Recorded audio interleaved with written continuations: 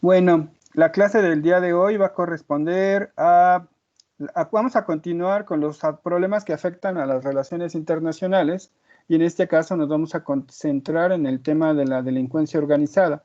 En la clase pasada hablábamos precisamente del tráfico de armas y decíamos que quienes utilizan esas armas pues son grupos delincuenciales. Aquí vemos una imagen un poco aterradora. Son policías mexicanos que fueron torturados, asesinados, quemados, vejados en una carretera en el estado de Michoacán, cerca de una población en Tierra Caliente que se llama La Profesor, qué fea Huarcana. foto. Sí, muy aterradora. Y traté de ponerle un fondo negro para que no se viera precisamente toda la dimensión de la fotografía.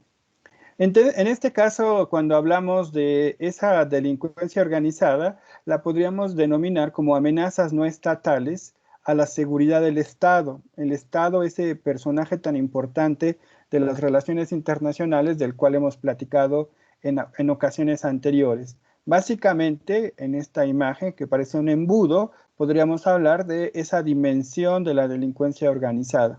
Tomamos como referencia, ¿qué es la delincuencia organizada? En primera instancia son delincuentes profesionales que van a tener las siguientes características. Primero, operan durante un periodo determinado, poseen una estructura, jefes y también existe una jerarquía. ¿A qué me refiero con una jerarquía? A que obedecen a un superior y hay una responsabilidad en la división del trabajo. Unos se van a dedicar a actividades propiamente del tráfico, del transporte, otros se van a encargar de la custodia, otros se van a encargar de la vigilancia, otros se van a encargar incluso de temas relacionados con inversiones o temas relacionados con la contabilidad o el lavado de dinero. En este caso, estos grupos delincuenciales usan la violencia y la corrupción para, en un momento determinado, aprovecharse de las autoridades o también para enfrentarse con grupos rivales. La delincuencia organizada entonces tendría estas tres características. Tomamos como referencia un elemento que se expuso en las anteriores, en el anterior parcial, en los equipos que participaron, que es la transnacionalidad. Y también es un elemento que yo ya había explicado cuando hablábamos de las empresas transnacionales. ¿A qué se refiere cuando le ponemos a la delincuencia organizada, que tiene esas tres características, el fenómeno transnacional? Que el crimen se va a cometer en un estado, se va a continuar en otro estado, se va a continuar en otro estado y se va a continuar en otro estado. La transnacionalidad de la delincuencia es precisamente esta característica que le va a permitir que los acontecimientos se lleven a cabo, si no al mismo tiempo, sí en varios lugares a lo largo del planeta. En este caso, la única forma para poder atacar a la delincuencia organizada es a través de la cooperación internacional, porque si el fenómeno, por ejemplo, el narcotráfico, ocurre en el estado A, en el estado B, en el estado C, D, E, F, G, H, pues la única forma de poder eliminar este fenómeno es que todos estos estados cooperen para poder llevar a cabo una política internacional en contra del narcotráfico. Si no, aquí ocurre, con todo el respeto, lo que se conoce como el efecto cucaracha. Si todos los estados no hacen nada en contra del narcotráfico y solo lo hace el estado A y lo hacen de una forma muy eficiente, ¿qué hacen los narcotraficantes? Pues se van a los otros estados y operan desde ahí. Con todo respeto, con mi ejemplo, si ustedes tienen una casa muy limpia, no van a llegar las cucarachas, porque a las cucarachas les gusta vivir en la suciedad. Y si su vecino es una persona que nunca lava su patio, que nunca lava la azotea, que tiene acumulada basura, etcétera, ¿a dónde se van a ir las cucarachas? Pues, ¿con ustedes que limpiaron o con su vecino? Con su vecino. Y si así sucesivamente tenemos varios vecinos que no hacen el aseo, pues las cucarachas estarán en los otros lugares.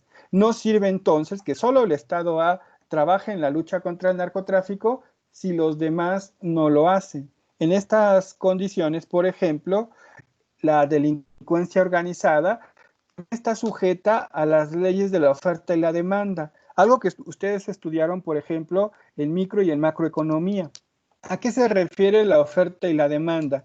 Que hay productores que se van a encargar precisamente de llevar a cabo estos actos delictivos. Habrá otros lugares que sirvan de paso o de transporte y habrá consumidores de estos acontecimientos delictivos. Generalmente, aquí lo voy a señalar, la delincuencia organizada va a trabajar a partir de esta ley de la oferta y la demanda, donde la demanda de productos ilícitos se va a encontrar principalmente en los países ricos y la oferta de este tipo de productos ilícitos o los productores vendrán de países pobres y habrá países que están de tránsito, porque para llegar a un país rico tenemos que atravesar generalmente con países pobres.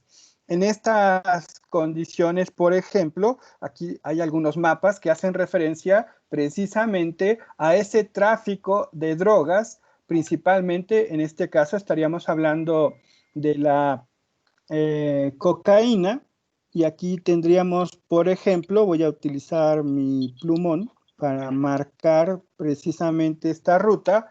La cocaína, por ejemplo, tiene una particularidad, solo se puede cultivar a cierta altitud. En este caso, la cordillera de los Andes permite el cultivo de este tipo de hoja, se llama la hoja de coca, y la hoja de coca se cultiva principalmente en Bolivia. Aquí tenemos a Bolivia señalado en el mapa y generalmente se busca una salida, como les decía hace rato, oferta y demanda hacia los principales consumidores. Principales consumidores, Estados Unidos, principales consumidores, incluso aquí está el círculo, Europa. En esta circunstancia, por ejemplo, esta ruta que está marcada aquí en el mapa establece que la posibilidad de transportar la droga se hace a través de vía terrestre, a través de vía marítima, y de esta forma incluso llega al continente africano y también por vía terrestre o vía aérea llega al continente europeo. Todo este mapa está dedicado a rutas de narcotráfico para la llegada de este producto a los principales lugares de consumo, y estaríamos otra vez hablando de países pobres y países ricos, oferta y demanda. La cocaína solo se puede producir en ese lugar en Bolivia y incluso sigue una ruta terrestre para llevar la droga. Aquí está María Paula, que no me va a dejar mentir. Desafortunadamente, Colombia se utiliza como un trampolín para la salida de la droga, aprovechando su condición geográfica con un litoral hacia el Caribe y hacia el Atlántico y con un litoral hacia el Pacífico.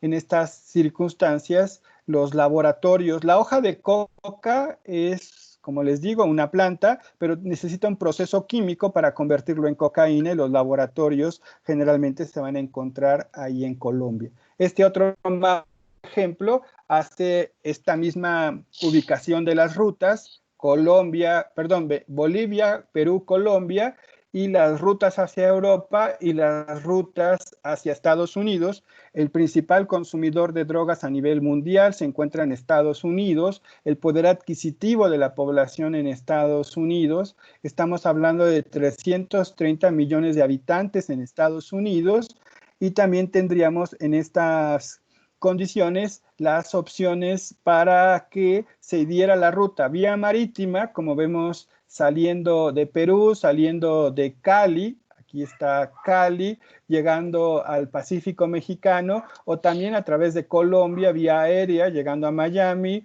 o también de Venezuela, Bahamas, Miami, o las rutas terrestres llegando al territorio mexicano.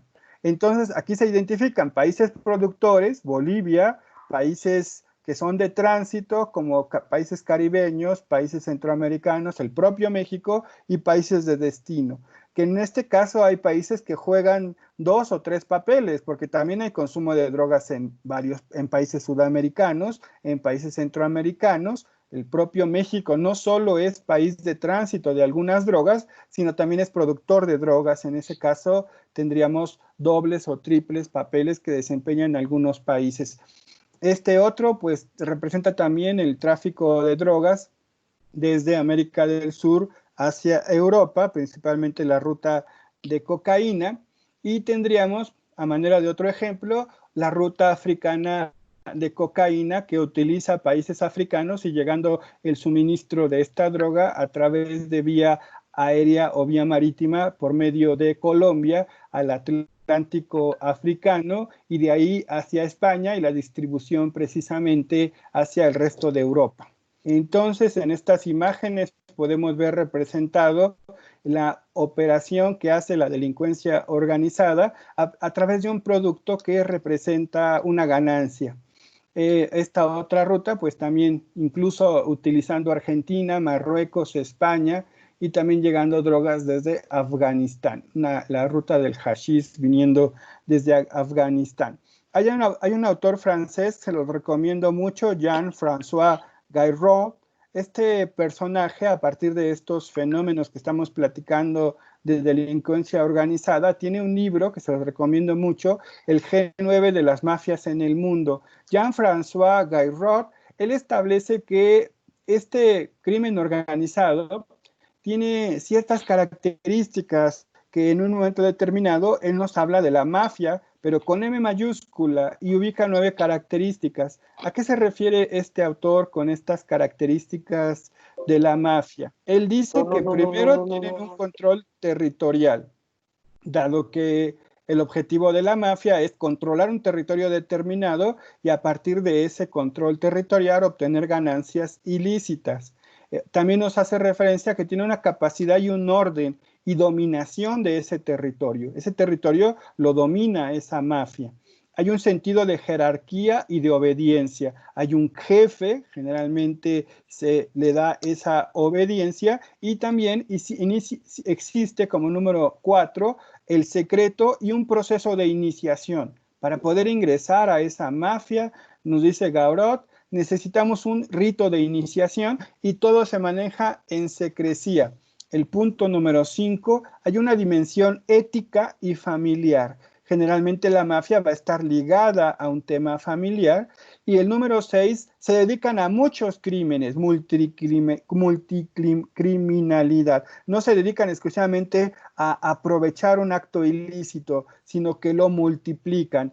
Aquí ahorita vamos a enlistar los tipos de crímenes que realiza la delincuencia organizada. El punto número 7 que nos dice este autor, existen mitos y leyendas en relación con la mafia. El punto número 8 es fundamental y él nos dice la antigüedad. Una mafia no se crea de la noche a la mañana, tiene un arraigo en la sociedad y en el país donde se desarrolla, y también nos habla de que hay una vocación de permanencia. Si la mafia va a tener funcionamiento es porque tiene muchos años operando en esa región. De tal forma que con estas 9 características, este personaje que les comento, Gayraud, él considera que solo, aquí está, François Gayraud, él considera que solo se puede hablar de 9 mafias a nivel mundial. Él descarta, por ejemplo, la mafia rusa, la mafia colombiana, la mafia mexicana, que para él no reúnen estas 9 características, principalmente las que no tienen estos casos que estoy poniendo, la rusa, la mexicana, la colombiana, es el punto 8 y el punto 9, que sería la antigüedad y la vocación de permanencia. Gayraud nos habla de 9 mafias, 4 de ellas italianas, y tendríamos la Cosa Nostra, que se ubica en Sicilia, quizá la más famosa, la Cosa Nostra. Tendríamos también la Engradeta, que se encuentra en Calabria, también en Italia, la Camorra de Campania, también alrededor de la ciudad de Nápoles, y la Sacra Corona Unita de Apulia, en Puglia, en el sur de Italia. Serían 4 mafias italianas que reúnen precisamente las características que nos dice Gayraud. Tendríamos una en los Balcanes, la mafia albanesa, que se va a desempeñar principalmente en Albania, en Kosovo y en Macedonia. Tendríamos una mafia en Medio Oriente, la mafia turca, en Turquía y en Asia Central, y tendríamos dos mafias en el caso de Asia Oriental, la triada que se va a en Taiwán y la yakuza que se va a desempeñar en el área de Japón. Y en Estados Unidos habría una mafia que es producto de la migración italiana hacia Estados Unidos y Canadá, y es la Cosa Nostra norteamericana. De tal forma entonces que tendríamos 9 mafias con estas características que nos dice el autor, las 9 características que acabo de mencionar hace rato, y un desempeño territorial de la siguiente forma: 4 mafias italianas, una quinta mafia en Albania, estas son las mafias italianas, la mafia albanesa, la mafia turca, la china, que está en China y Taiwán, en Japón, y por el otro lado, la que opera en Estados Unidos y en Canadá, la Cosa Nostra norteamericana. Estaríamos ubicando, como ustedes se pueden dar cuenta, que la mafia opera principalmente en países que tienen una capacidad económica importante, y en este caso este autor desafortunadamente nos deja fuera a la mafia mexicana, a la mafia colombiana, a la mafia rusa, porque no tienen trascendencia en el tiempo. En el caso mexicano vamos a ver principalmente cuáles son las modalidades donde opera la llamada delincuencia organizada. En México, por ejemplo, está la Ley Federal contra la Delincuencia Organizada y establece los siguientes delitos que comete la delincuencia organizada. El terrorismo, que ya lo platicamos en lo particular la clase pasada. Delitos contra la salud. Voy a hacer aquí una aclaración. En el argot penal mexicano se establece el delito contra la salud cuando es el tema del narcotráfico, porque hay narcóticos que afectan a la salud. Aquí quisiera yo hacer un pequeño también paréntesis. Hay narcóticos que son benéficos para la salud, y en un momento determinado tomar ese narcótico te va a beneficiar para curarte de una enfermedad. Sin embargo, hay narcóticos que son ilegales y que afectan a tu salud. En este sentido, ese fenómeno llamado delitos contra la salud, estaríamos hablando del narcotráfico. Operaciones con recursos de procedencia ilícita. Esto es lo que popularmente la prensa denomina como lavado de dinero. En este sentido, estaríamos hablando de dinero que es llevado a la economía de un país en forma ilícita y no sabemos de dónde llegó ese dinero para operar en una institución legal. Privación ilegal de la libertad, aquí popularmente le llamamos el secuestro, también sería un delito que provoca la delincuencia organizada. Falsificación o alteración de moneda, obviamente que creo que no necesitaríamos explicación para este. El tráfico de armas de fuego, que platicábamos el día de ayer. El tráfico de indocumentados. ¿En qué consiste el tráfico de indocumentados? Cuando yo le pago a una persona para que esa persona me lleve de un lugar a otro lugar. En este caso, les platico, en alguna ocasión fui a una fiesta en el estado de Morelos y había varios muy bien vestidos, tipo ropa vaquera, y de repente le comenté a y estaban gastando mucho dinero con mariachi, con música, y le comenté a alguna persona con la cual iba yo, y él me dijo, no, es que esos chavos vienen de Estados Unidos, estuvieron trabajando allá y llegan pues con mucho dinero.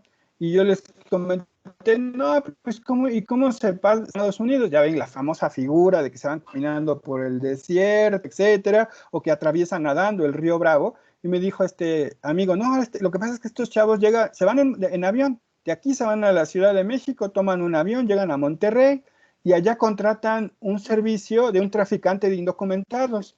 Este traficante tiene vans, los sube, tiene aire acondicionado, se llevan su comida, y la van los lleva directamente a Houston, y en Houston ya los contrataron para algún trabajo. Es un tráfico de indocumentados, obviamente que esto tiene un costo, y ellos no se van por ese camino tan peligroso que podría ser el desierto, o que la policía migratoria estadounidense los pudiera detener. También tenemos un tráfico de órganos humanos, un tráfico de menores de edad, como ustedes en alguna ocasión habrán escuchado, que tiene precisamente esta condición de un, ¿cómo le dicen a los niños cuando no quieren comer? Si no te va a llevar el robachico. ¿Quién ha escuchado esa frase?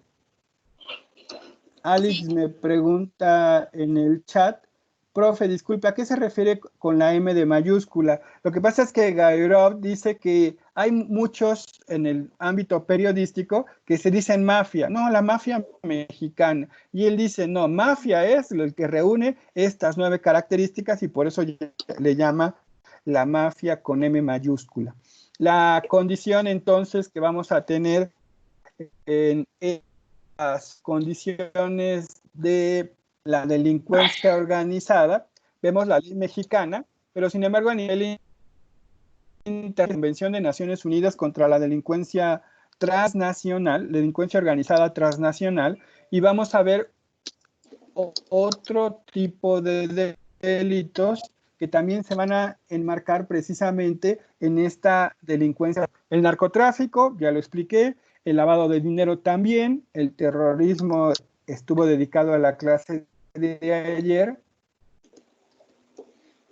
el tráfico clandestino de migrantes ilegales, es precisamente este fenómeno que y contratan a un traficante para llevarlos de un país a otro, el tráfico de armas, que también platicamos el día de ayer, tendríamos ahora, por ejemplo, el tráfico de materiales nucleares, la posibilidad de comprar material nuclear para desarrollar alguna actividad ilícita.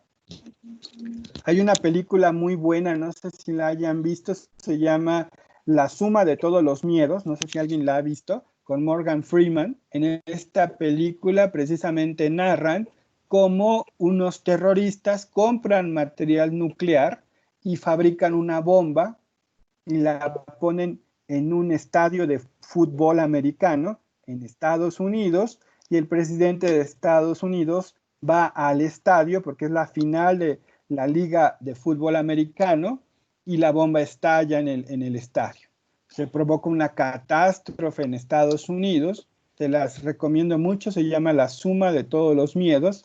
En el argot internacional se denomina una bomba sucia, puesto que el material que se utilizó para fabricar la bomba es precisamente a partir de un tráfico ilícito. El tráfico de seres humanos, aquí quisiera yo hacer la aclaración. Una cosa es que yo decida ir a trabajar a otro lugar y pague los servicios de un traficante para que me movilice del lugar A al lugar B, y otra cosa es el tráfico de seres humanos. Es lo que popularmente se considera como la trata. Una cosa es el robo y el tráfico de menores y otra es el tráfico de seres humanos. Aquí estaríamos hablando de la voluntad. En el tráfico clandestino de migrantes, yo someto mi voluntad a que me lleven de un lugar a otro y pago por este servicio. En cambio, en el tráfico de seres humanos, generalmente está dedicado a muchachas, a mujeres que sin tomar en cuenta su voluntad pueden ser forzadas o pueden ser engañadas, las llevan de un lugar a otro y sobre todo para un tráfico sexual. En este sentido, de nuevo, tendríamos la referencia a las leyes de la oferta y la demanda en los países económicamente más poderosos, Estados Unidos, Europa, Japón. Existe este tráfico de seres humanos, la llamada trata, y muchachas que se encuentran siendo explotadas sexualmente. No obstante, también habría que señalar que no necesariamente es exclusivo para mujeres, también el tráfico de seres humanos es para menores de edad o también para hombres. Hace algunas semanas, creo que un mes, se produjo una noticia, creo que en Canadá, donde un grupo de campesinos mexicanos estaban trabajando en forma forzada y los esclavizaban propiamente para desempeñar su trabajo y no les pagaban. Tráfico de órganos humanos, rombo de vehículos, incluso hay historias perversas en este tema del robo y contrabando de vehículos, donde roban vehículos de lujo en algunos países y los comercializan en en otros países. Los crímenes ecológicos, incluso aquí tendríamos el tema relacionado con el tráfico de especies en peligro de extinción, y también aquí vamos a ubicar precisamente, hay un autor que se llama Luis Felipe Guerrero Agripino, La delincuencia organizada, donde él establece que hay elementos, por ejemplo, que ni siquiera están contemplados en la ley mexicana y la Convención de Naciones Unidas, y que también serían objeto de la presencia de la delincuencia organizada. Por ejemplo, el hurto de objetos artísticos y culturales, el hurto de bienes intelectuales, la piratería marítima, el fraude en materia de seguros, los delitos informáticos, las quiebras fraudulentas, la infiltración de negocios ilícitos. También tendríamos el soborno y el cohecho de funcionarios públicos, el soborno y el cohecho de funcionarios de partido y el soborno y el cohecho de representantes elegidos. En estas condiciones nos vamos a encontrar, en este caso, esta es una imagen del popular cártel Jalisco Nueva Generación, y vamos a hablar un poco de cómo opera la delincuencia organizada transnacional en el caso mexicano con algunos mapas.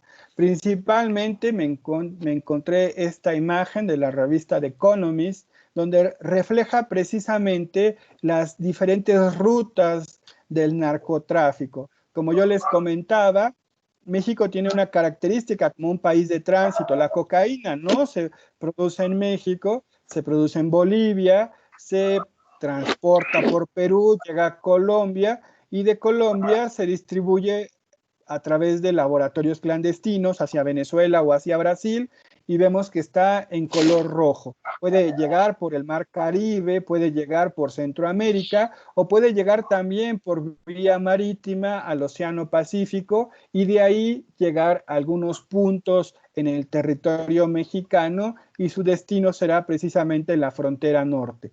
La efedrina, que vemos en color azul, es la que se utiliza para el desarrollo de las llamadas drogas sintéticas, cristal, la piedra, como popularmente se le llama, y se necesitan precursores químicos que vienen de Asia, llegan a laboratorios mexicanos, y aquí en laboratorios mexicanos, como se les llama popularmente en el medio del narcotráfico, cocinas, y esos cocineros las convierten en las drogas sintéticas. Quien no haya visto la serie de televisión Breaking Bad, pues precisamente no va a entender de cómo se empieza a producir las famosas anfetaminas en este personaje, se apellida White, ¿no? No me acuerdo ahorita del nombre del personaje. En este caso tendríamos también Walter White, ¿no? Walter White. Tendríamos entonces esas rutas de efedrina y también como su destino hacia los Estados Unidos. Las drogas que sí se producen en México, por ejemplo, una de ellas es la marihuana y las metanfetaminas, que también tienen sus principales productores en el estado de Michoacán, también en el famoso Triángulo Dorado, que está formado por Durango, Chihuahua y Sinaloa, y con su destino precisamente de nuevo también hacia los Estados Unidos. En el caso mexicano, por ejemplo, tenemos una división de los cárteles, ya no necesariamente de la droga, porque como decíamos, son multicriminales, se pueden dedicar al cobro de derecho de piso, al secuestro, tráfico de armas, lavado de dinero, tráfico de personas, y tendríamos una división netamente geográfica, como pueden ver ustedes, el cártel de Sinaloa, precisamente en el estado de Sinaloa y estados en la costa del Pacífico, el cártel del Golfo, en Tamaulipas, los Zetas, en Coahuila, Nuevo León, los llamados caballeros templarios. Luego tendríamos el famoso, más popular actualmente, el cártel Jalisco Nueva Generación, en el estado de Jalisco, parte de Michoacán, en Colima, parte de Nayarit, el cártel de Juárez, en el estado de Chihuahua, los Beltrán Leiva en Guerrero, la familia michoacana, y hay algunos estados que no tienen relativamente importancia o presencia, y ahí tendríamos mapa de los cárteles mexicanos en el tema de la división territorial, y este otro mapa generalmente también refleja la partición que tiene México en diferentes cárteles a partir de cuál sería el cártel más poderoso. En este momento lo ubicaría precisamente por un lado en el cártel de Sinaloa y los grupos del crimen en el contexto de la Tierra Caliente, que están liderados precisamente por el cártel Jalisco Nueva Generación y los cárteles del Golfo. En estricto sentido, tendríamos esa división del país en tres grandes aglomerados de la delincuencia organizada. ¿Alguna duda, alguna pregunta que tuviéramos hasta ahorita? No, profesor. ¿No? ¿Seguro? No habría ninguna duda, ninguna pregunta, comentario. No, profe. La actividad del día de hoy, como la hemos estado comentando, correspondería a al resumen de la clase. Y si no hay ninguna pregunta, aquí dejaríamos la clase por lo que se refiere al día de hoy.